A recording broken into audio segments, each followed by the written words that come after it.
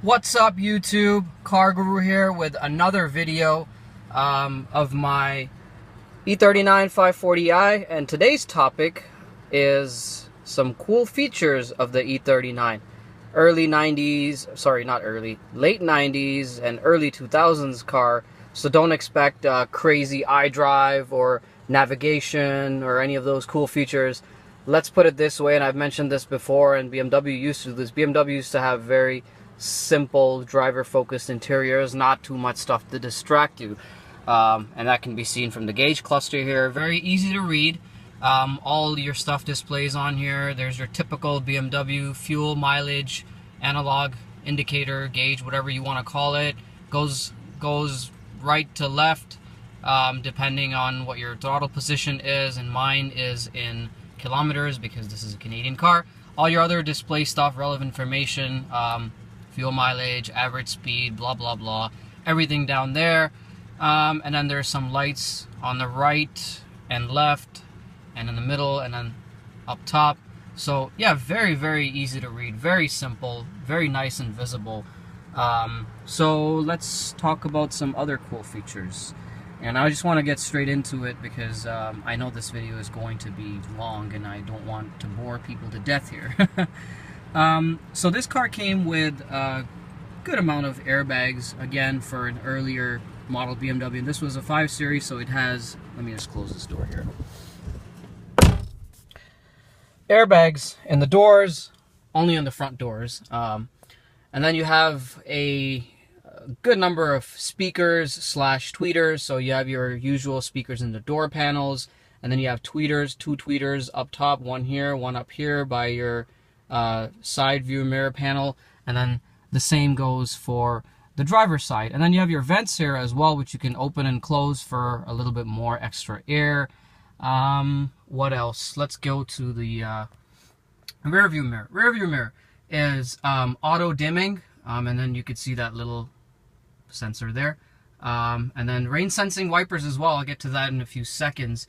This over here, they call it the clown nose. In some BMW models you can twist it clockwise, counterclockwise, and it'll just move the whole rear view mirror assembly up or down. I don't know what the use for that is. Well, for this one I can't really twist it. In this car, in my E46, I could do it, but this one lights up, this clown nose lights up when you arm the car's security system, the alarm. So yeah, pretty cool there. Let's start with the door here on my left. Some little good quality plastic. The buttons are very good quality as well. As you can see, I retain all the button design, whatever. I can still make out what button does what. In some cars it peels off, the buttons start peeling.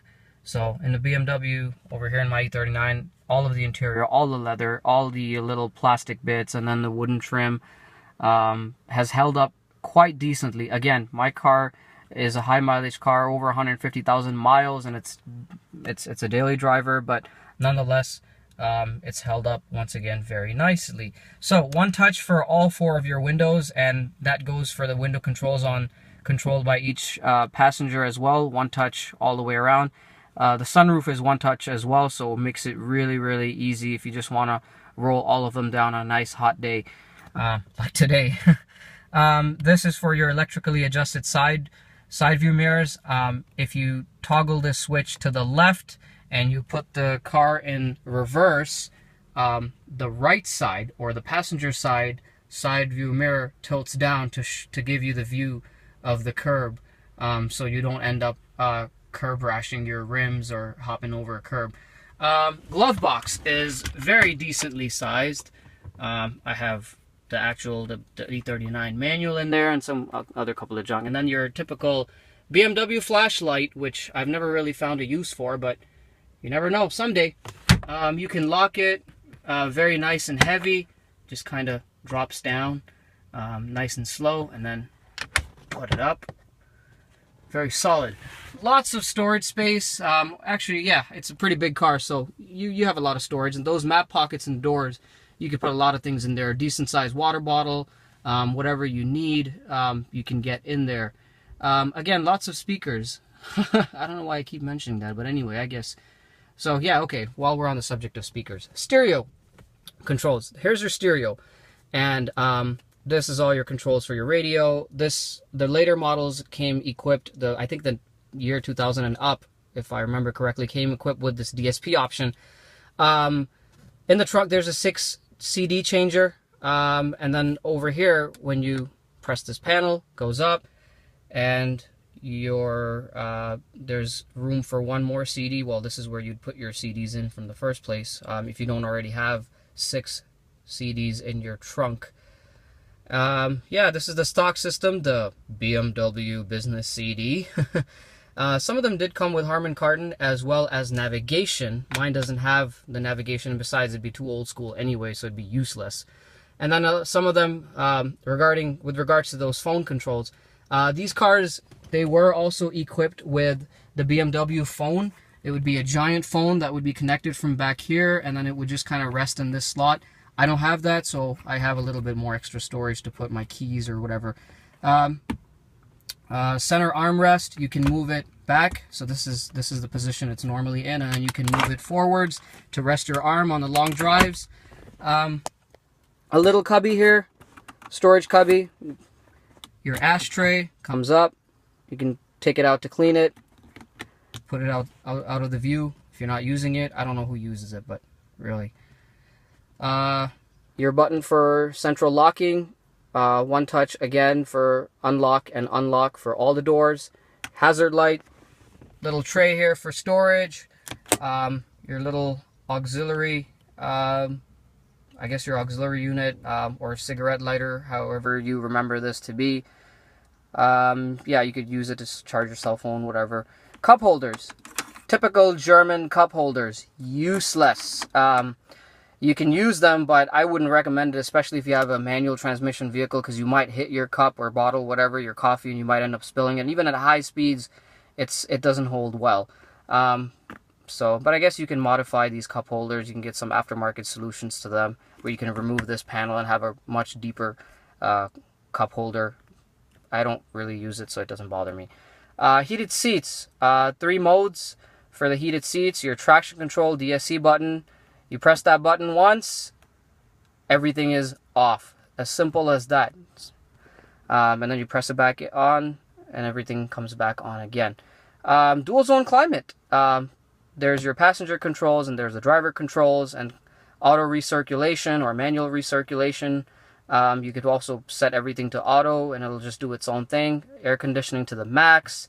And then you can also set all the positions individually as well.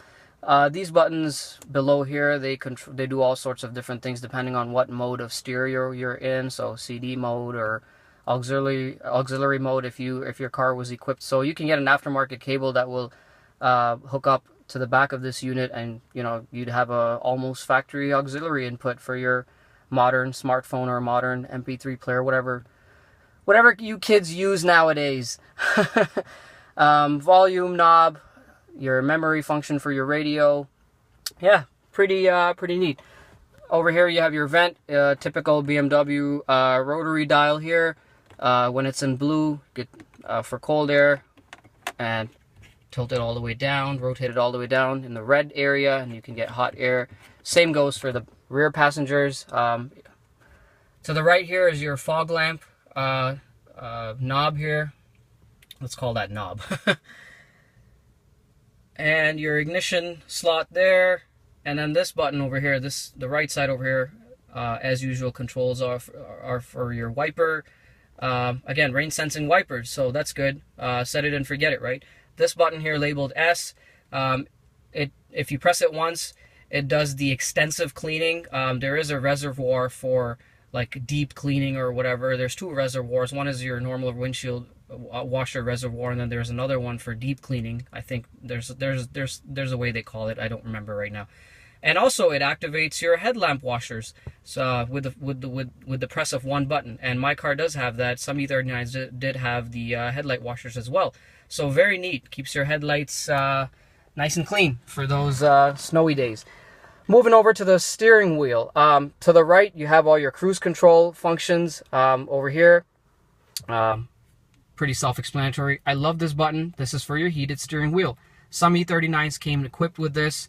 Actually, the 4-spoke steering wheel did come with this. The 3-spoke, which would be the sports steering wheel, does not have a heating function. To the left over here, you have those old school phone controls, probably useless now in 2017, really. And then you have your radio controls or stereo controls here as well for the volume, and then track, next track or previous track. Coming over to the left side here, this stock here, this BC button, yeah, that one's coming off here a little bit. Oh well.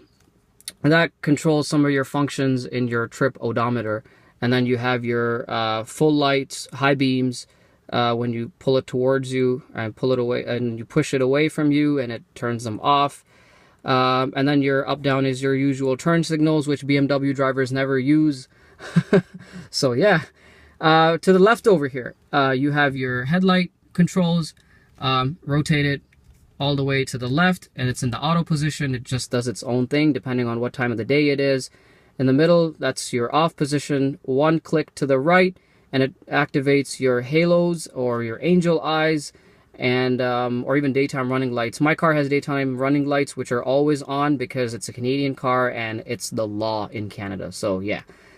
All the way to the right, and that activates your xenons, your headlights. Now, what else? Oh yeah, coming down here, this car has an electronically adjusted steering column, which is a great feature.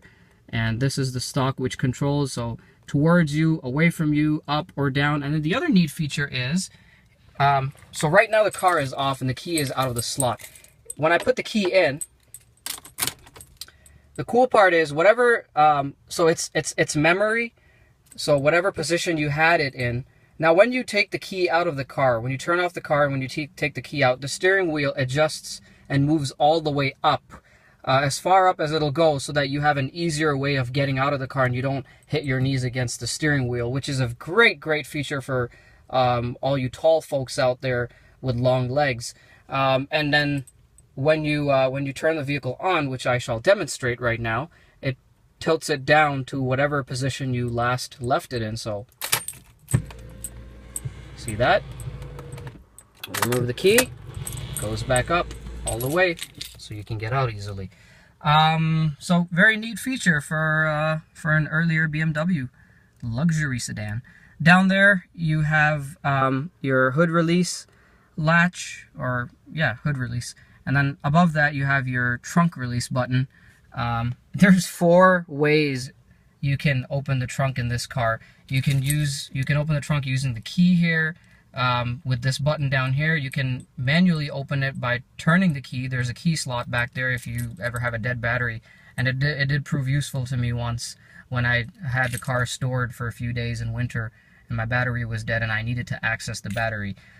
So that was pretty cool. And then the other 2 ways, of course, is you can open it using that button there. And then you also have a button on the actual trunk where your license plate lights would go. So yeah, 4 ways you can open the trunk. And the 5th way would be if you're trapped in the trunk, you can pull on a latch and you can open the trunk if you're being kidnapped. Down here is your coin holder. Again, if you like having change, if you take the tolls a lot or whatever, you can have some change in there. 3 different size coins in there. And then that just kind of hides away. Very good storage, like I mentioned earlier. If your map pockets, I have my sunglasses case in here and fits in very nicely. You have a little bit more storage here. And then right here you have 3 settings for your memory seats. So if you have more than one driver, I'm the only one who drives my car, so I never use it.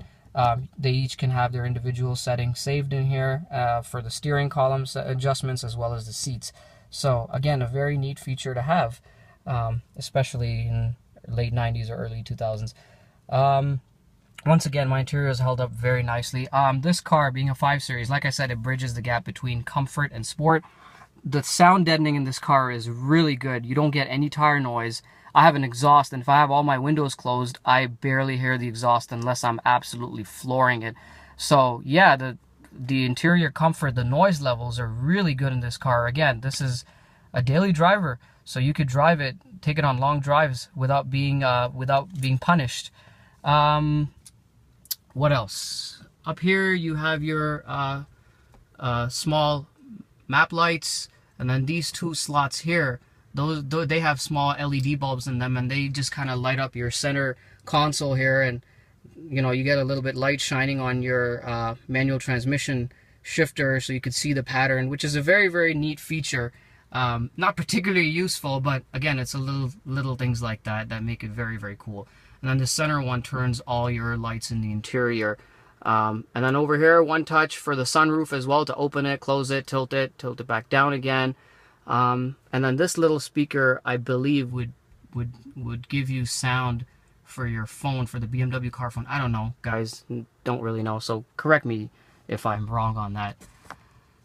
Sun visor, open it up and exposes your mirror, and then the lights turn on as well. You have your handles, coat hanger back there. This little panel here in the middle is where your alarm is.